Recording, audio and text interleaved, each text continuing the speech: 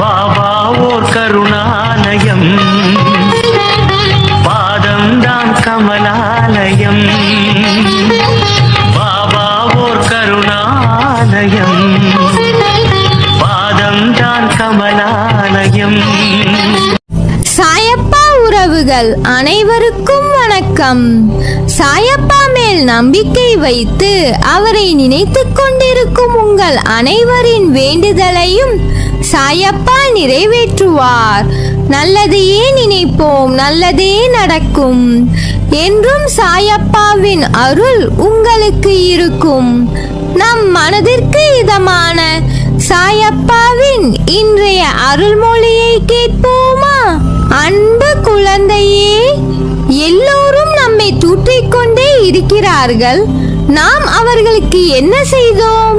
இதுவே நாம் செய்தால் நம்மை இப்படியா அமைதியாக விடுவார்கள்?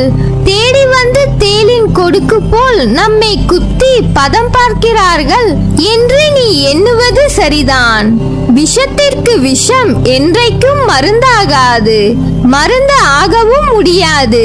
அதை நன்றாக உன் நினைவில் வைத்துக்கொள். இவற்றை எல்லாம் தாங்க சொல்வது உனக்கு கடினமாகவும் என் மேல் கோபமாகவும் தெரியும். ஆனால் எல்லாவற்றுக்கும் என்னிடம் ஒரு கணக்கு இருக்கத்தான் செய்கிறது. உனக்கு புரியும் நேரம் ஒன்று வரும். அப்போது என்னிடம் கண்ணீர் மல்க நன்றி கூறுவாய். உனக்காக உன் கடினத்தை தாங்க நான் உன் சாயப்பா இருக்கிறேன். எதற்கும் கவலை கொள்ளாதே. வாழ்க்கையில் எதையும் யாரையும் கணித்து செயல்படாதே. உன் இயல்பில் இரு. உனக்கான பாதைகளுக்கு தெளிவு கிடைக்கும். ஆனால் சுதாரித்து சிந்தித்து செயல்படு. கவனமுடன் இரு, விழிப்புடன் எதிர்கொள். எல்லாவற்றையும் விண்ணையும் உனதாக்கிக் கொள்ளலாம். வசந்தமாகும் என நினைத்து காத்திருக்கும் காலம் உன்னிடத்தில் வரப்போகிறது. உண்மையாக இருந்தால் பிரச்சனை வரும் என்று அஞ்சுகிறீர்களா? நீங்கள் நினைப்பது போல அது ஒன்றும் பெரிய விஷயம் இல்லை. ஆனால் இந்த உலகத்தில் உண்மையாக இருப்பவர்களுக்கு பல சோதனைகள் வரும். வரலாற்று காலம் தொடங்கி தற்காலம் வரை நல்லதுக்கே காலம் இல்லை என்று புலம்புபவர்கள் தான் அதிகம். உண்மையாகவும் நேர்மையாகவும் இருந்தால் நாம் தினந்தோறும் பல்வேறு பிரச்சனைகள் சந்திக்கிறோம். பல வேளைகளில் நேர்மையாக நடந்து கொள்வதே இல்லை. பல நேரங்களில் நமக்கென்று தனி நீதியை வகுத்துக் கொள்கிறோம். நம்மை சுற்றியுள்ள நபர்களிடம், மனிதர்களிடம் சின்ன சின்ன பொய் சொல்கிறோம். ஏன் இப்படி பொய் பேசுகிறோம் என பலர் நம்மை நாமே கேட்டுக்கொள்வதுண்டு. ஒவ்வொரு நாளும் பலதரப்பட்ட மனிதர்களிடம் வெவ்வேறு விஷயங்களை மாற்றி பேச நேரிடும். நம்மை பற்றி அவர் தவறாக நினைத்துவிடக் கூடாது என்பதுதான் காரணமாக இருக்கும்.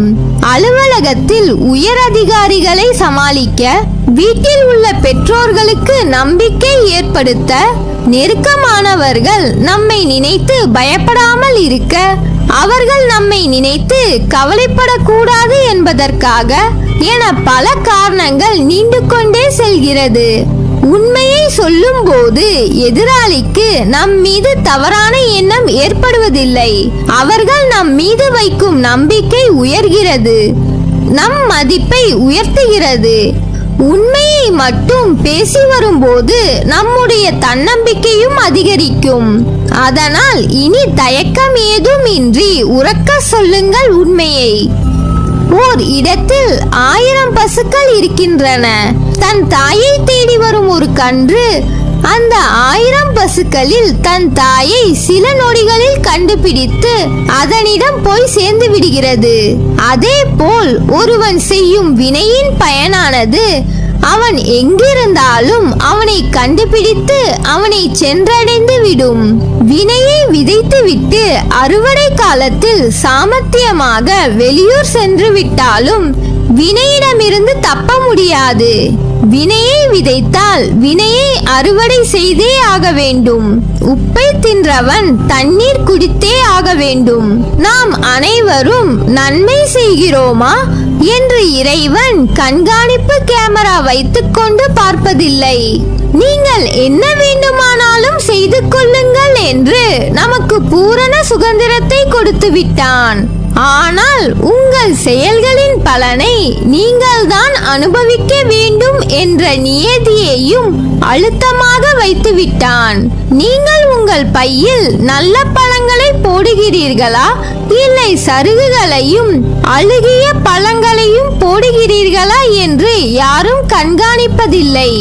ஆனால் நீங்கள் சேகரித்ததை நீங்கள்தான் சாப்பிட வேண்டும் என்பதை மட்டும் மறந்து விடாதீர்கள்.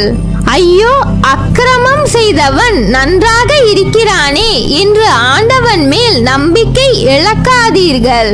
அக்கிரமம் செய்தவன் இப்போதுதான் காய்ந்த சருகுகளையும் அழுகிய பழங்களையும் தன் பைக்குள் போட்டுக் கொண்டிருக்கிறான். விரைவில் தனிமை சிறையில் அவற்றை உண்ண வேண்டிய காலம் வரும். அப்போது அவனுக்கு பசி பரிசாக கிடைக்கும். இது மனிதன் இயற்றிய சட்டம் இல்லை, இறைவன் வகுத்த நியதி. இதற்கு விதிவிலக்கு இல்லை. நீ என் உயிரான குழந்தை, நீதான் எனக்கு உலகம். உன்னை முதுகில் குத்துபவர்களை கண்டு வேதனை கொள்ளாதே. போர்க்களத்தில் புறமுதுகை காட்டுபவர்கள் வீரமானவர்கள் அல்ல, அவர்களின் கோழைத்தனம்தான் அவர்களை வீழ்த்தும். யாராக இருந்தாலும் அறம் என்பது ஒன்றே, அதற்கு பல்வேறு முகங்கள் இல்லை, ஒரே முகம்தான். அந்த முகத்தை உன்னிடம் பார்க்கிறேன். உனது நேர்மை உன்னை வழிநடத்தி செல்லும். உனக்கான அனைத்தும் உனக்கு விரைவில் கிடைக்கும். உனக்கு கிடைக்கும் விஷயமானது என்னுடைய முழுமையான அருளால் உனக்கு ஆசிர்வதிப்பேன். நீ வாழ்க்கையில் ஜெயிப்பாய். உனக்கான சந்தோஷம் உன்னை தேடி வரும். உனக்கான நிம்மதி என்னை நினைக்கும் போது உனக்குள் சிலிர்த்த உணர்வை ஏற்படுத்தும்.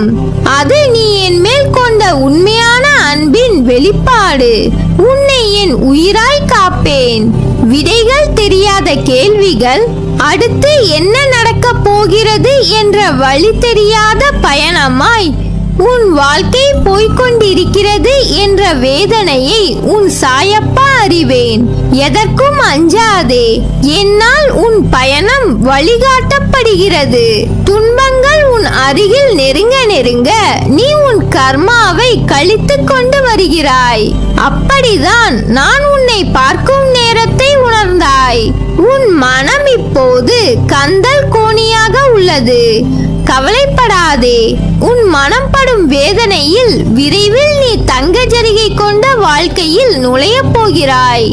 இது என் பிள்ளைக்கு உன் சாயப்பா செய்து கொடுக்கும் சத்திய பிரமாணம். உன்னை விட்டு நான் விலகுவதும் இல்லை, உன்னை விலகி போகும்படி நான் செய்வதும் இல்லை.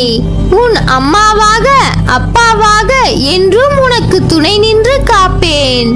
நல்லதே நடக்கும்.